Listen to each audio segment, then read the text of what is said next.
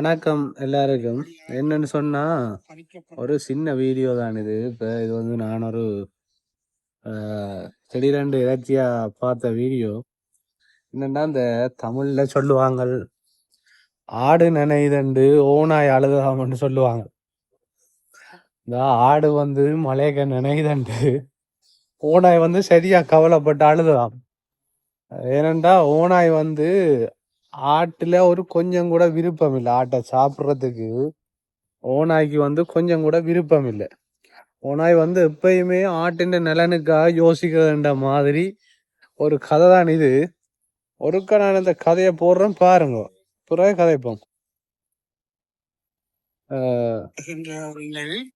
இப்பொழுது தெல்லிப்பளை ஆதார வைத்தியசாலை மத்திய அரசாங்கத்திற்கு பாரதூரமாக பிரதேச மட்டத்தில் பாதிக்கப்பட்டுள்ள நிலையிலும் மன்னார் வைத்தியசாலையிலும் அதே மாதிரியான ஒரு மத்திய அரசுக்கு கையளிக்க வேண்டும் அல்லது பொறுப்புள்ள சில நடவடிக்கைகள் சம்பந்தமாக இதுவரையில நாங்கள் கட்சி ரீதியாக இந்த விடயத்தில் எங்களோட கருத்தை நாங்கள் பகிரவில்லை என்ற ஒரு கருத்து இருக்கிறது. நாங்கள் அமைதியாக என்ன விஷயம்டா நான் சுருக்கமா சொல்றேன். இல்ல இவர் இந்த ஓனாய் என்ன சொல்ல வருதுண்டா, இந்த ஓனாய் சொல்லுது மாகாண சபையில கொண்டு போய் மாகாண சபையின் அதிகாரங்கள் எல்லாத்தையும் மத்திக்குள்ள கொடுத்து இந்த மாகாண சபையின் எல்லா விஷயத்தையும் இவியல் அரசாங்கத்துக்கு தாரவாக்குற மாதிரி ஒரு செயற்பாட்டை தான் பார்க்கிறாராம். அது தனக்கு கவலை அளிக்குதாம், சரியான கவலையாம் அவருக்கு. என்னன்னு சொன்னா, அவர் எந்த நேரமுமே மக்கள் நலன் சார்ந்து சிந்திக்கிற ஒரு ஆள். சீனி களவெடுக்க அவருக்கு தெரியல மக்கள் நலன். இப்பதான் அவருக்கு மக்கள் நலன் விளங்குது. அதை விட இந்த மாகாண சபையை பற்றி கதைக்கிறதுக்கே தகுதி இல்லாத ஒரு ஆள் தான் இந்த சிவிகே சிவஞானம்ன்றவர். இன்றைக்கு மாகாண சபை ஒன்று எங்கள்கிட்ட இல்லாம போனதுக்கு காரணமே இந்த சீனி சிவஞானம் தான். இவர் இப்ப என்ன சொல்றாருண்டா, மாகாண சபைய வந்து மாகாண சபையின் அதிகாரங்களை வந்து மாத்தி கொடுக்கறதால சரியான கவலையா இருக்காம், மன உளைச்சலுக்கு உள்ளாகி இருக்கிறாராம். அப்ப அதுதான் நான் ஆரம்பத்திலே சொன்னான், ஆடு நினைதண்டு இந்த ஓநாயல் எல்லாம் அழுகுதண்ட மாதிரி. சிறுதரன் எப்படி எங்கட தமிழ் தேசியத்தையும் எங்கட தமிழர்களோட நாகரிகங்களையும் தமிழர்களோட கலாச்சாரங்களையும் காப்பாற்றணும் என்று சொல்லி போட்டு 22 பார்வரேக நித்திரமாய் படுத்திருந்தாரோ, அத மாதிரிதான் இந்த சீனி ஐயான்ற கதையும். சீனி ஐயா என்ன சொல்ல வர்றாருண்டா, சீனி ஐயான்ற முக்கியமான விஷயம் என்னன்னு சொன்னா, சீனி ஐயா சொல்றார் இந்த மாகாண சபையின் அதிகாரங்கள் வந்து மாகாண சபைக்குள்ளேயே இருக்கணும்ண்டு. யார் சொல்றதுன்னு கேட்டீங்களா, மாகாண சபையே கலைச்சு சரியோ தமிழர்களுக்கு இருக்கிற வந்த எல்லா நிதிகளையும் எங்களுக்கு தேவையில்லைன்னு ஒழுங்கா பயன்படுத்த தெரியாம வயசு போன நேரங்கள்ல போய் படுத்து நித்திரோட்ல தெரியாம யார்கிட்டயே அது பதவியில கொடுத்துட்டு ஏதாவது ஒன்றை செய்து அவங்கள நீங்க செயல்படுங்கொண்டு விடாம அதிகாரங்களுக்கு சண்டை பிடிச்சு மாகாண சபையை கலைச்சு போட்டு இன்றைக்கு இவர் வந்து சொல்றாரு என்னன்னு சொன்னா, எனக்கு சரியான கவலையா இருக்கா. இப்ப உண்மையான விஷயம் என்னண்டா, ஒரு விஷயத்த நாங்க விளங்கி கொள்ளணும், எங்களுக்கும் கவலை தான். என்னண்டா, எங்கடா மாகாண சபையை ஒழுங்கா இந்த கிழட்டு பயல் எல்லாம் நடத்தி இருந்தா, மன்னிச்சு கொள்ளுங்க அப்படி கதைக்கிறதுக்கு, இவங்களெல்லாம் இந்த மாகாண சபைய ஒழுங்கா கையாண்டிருந்தா இன்றைக்கு மத்திக்கு நாங்க வைத்தியசாலையில கொடுக்க வேண்டிய அவசியம் இல்லை.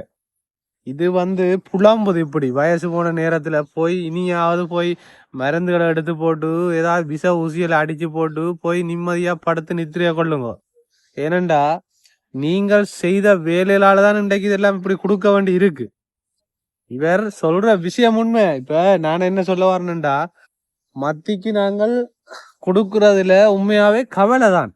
ஆனா அதுக்காக நாங்க நெடுக பிச்சை எடுத்து கொண்டிருக்கலாம். இந்த இவங்கள மாதிரி அரசியல்வாதிகளை நம்பி பிச்சை எடுத்து கொண்டு இருக்கலாம். இவங்க தமிழீழமும் வாங்கி தர போறது இல்ல. வைத்தியர் அர்ச்சனா சொன்ன மாதிரி இவங்க எங்களுக்கு ஒற்று ஆணியுமே பிடுங்க போறது இல்ல. இவங்கள் எங்கட மக்களை பிச்சை எடுக்க வச்சு அதுல ஒரு அரசியல் செய்யற வேலையைத்தான் இவங்க செய்ய போறாங்க. இப்ப இவர் யோசிச்சு பாருங்க, வேற ஒருத்தன் கதைக்கிறது வேற விஷயம். இவர் கதைக்கிறார் மாகாண சபையை இல்லாம ஆக்கினதே இவர் தான். அது முதலாவது அவருக்கு அதை மறந்துட்டு போலடாக்கு.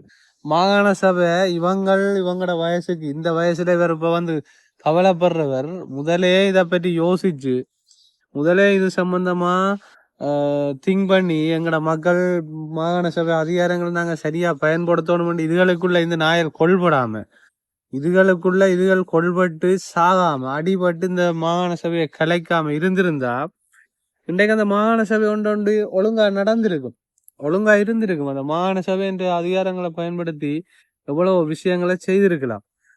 வைத்தியசாலையில புனரமைச்சிருக்கலாம், எவ்வளவு பாடசாலையில புனரமைச்சிருக்கலாம், பாடசாலைகளுக்குரிய நிறைய விஷயங்களை செய்திருக்கலாம். இந்த விஷயங்களை எல்லாம் விட்டுட்டு எல்லாத்தையுமே தவிடு பொடி ஆக்கி போட்டு வந்த நிதிகளையும் திருப்பி மத்திக்கு அனுப்பி போட்டு மத்திக்கும் கூட வந்த நிதிகளை தமிழ் மக்களுக்கு வந்த நிதிகளை பயன்படுத்தாம மத்திக்கு அனுப்பினது உங்களுக்கு குற்ற உணர்வா தெரியல. ஆனா இப்ப அதே நீங்க செய்த தவறை சரி செய்யறதுக்கு தான் மாகாண சபைகளுக்குள் மத்திக்குள்ள கொண்டு போய் மாகாண சபைக்கு உட்பட்ட வைத்தியசாலையையும் ஒவ்வொரு விஷயங்களையும் கொண்டு கொடுக்க வேண்டி இருக்கிறது. காரணம் நீங்க செய்த ஊழலும் நீங்க செய்த உங்களோட பொய்ப்பித்தலாட்ட அரசியலும் தானன்றது உங்களுக்கு உலங்கலையோ. இப்ப இந்த சிவிகே சிவஞானமா இருக்கலாம், அல்லது இந்த சம்பந்தன் அவரா இருக்கலாம், அல்லது இந்த மாவை சேனாதி ராஜாவா இருக்கலாம், இப்படி நிறைய பேர் நீங்கள் எல்லாம் செய்த கூத்துகளால்தான் இன்றைக்கு மத்தியில கொண்டு போய் வைத்தியசாலையில இணைக்க வேண்டி இருக்கு. நீங்கள் ஒரு ஒழுங்கான தமிழர் உரிமைகளுக்காக போராடுற ஒரு ஆக்களா இருந்திருந்தா நீங்கள் எப்பவோ இந்த பிரச்சனைக்கு தீர்வு கண்டு எங்களோட இடம் எப்பவோ டெவலப் ஆகிருக்கும். வார காசு எல்லாத்தையும் சிங்களவனோட டீல் அடிச்சு சிங்களவனுக்கு அந்த காசை திருப்பி அனுப்பி போட்டு அரசாங்கத்துக்கு நீங்கள் அந்த காசை திருப்பி அனுப்பி போட்டு இப்ப நீங்க என்ன வேஷம் போடுறீங்களா, இந்த என்ன பசுத்தோல் போத்தினா புலி மாதிரி இப்ப இந்த மாகாண சபை அது நடக்குமா நடக்காதான்ட்டு அது தெரியாது. இப்ப ஏதோ நீங்க கிழிச்ச மாதிரியும் ஏதாவது முன்ன பின்ன ஏதாவது நல்ல விஷயங்களை செய்திருந்தாலும் அது கதைக்கலாம். இந்த பிரஸ் மீட் ஒன்று இந்த பிரஸ் கிளப் ஒன்றை முதல் இல்லாம ஆக்கும். இந்த பண்டிகள் எல்லாம் பிரஸ் கிளப்ல கருத்து சொல்றேன்னு போட்டு ஒவ்வொன்று ஒவ்வொரு காமெடி வருது. ஐயோ தலை இடிக்குதாப்பா அந்த பிரஸ் கிளப்ப பார்த்தாலே மனுஷருக்கு மண்டைக்குள்ளால போகுது. கதை கேட்க கொஞ்சம் யோசிக்கிறீங்களாடாப்பா. நாங்கள் எப்படி எங்கட இந்த அவன் என்ன பேர் அவனுக்கு இந்தியாவில் ஒருத்தர் இந்த பிக் பாஸுக்கு போனவர் என்ன ஒரு பேர் போட்டமலா ஸ்டார் மாதிரி உங்களோட தராதரங்களை யோசிக்கிறீங்களா நீங்கள்? உங்களோட தகுதி என்ன? நீங்கள் கடந்த காலங்களில் என்ன செய்த? நீங்கள் எப்படி எங்கட தமிழினத்தை நாசமறத்த நீங்கள் என்று நீங்க யோசிக்கிறீங்களா?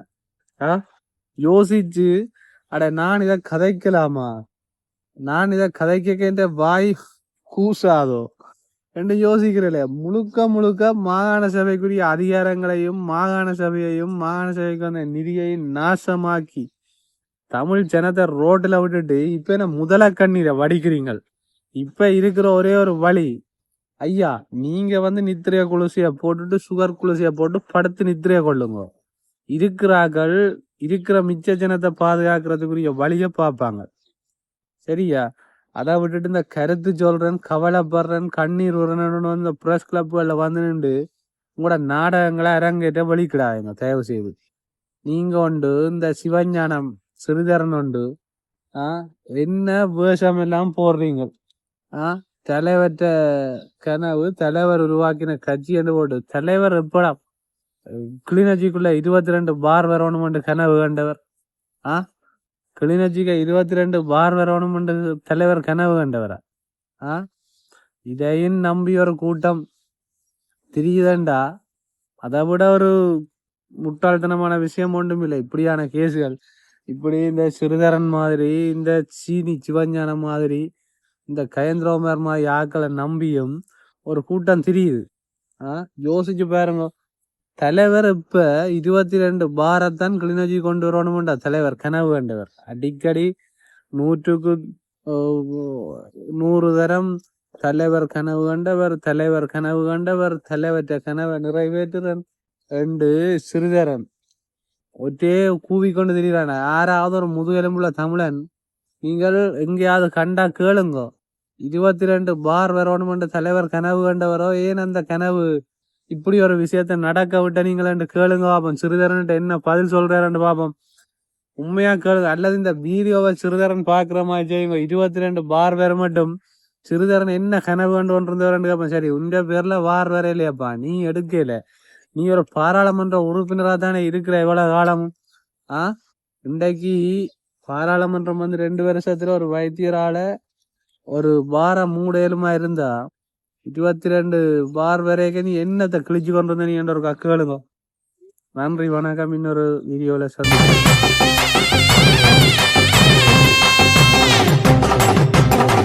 வெட்டும் புலி சிரிச்சு வருது, சுத்தி தான் போடுங்க.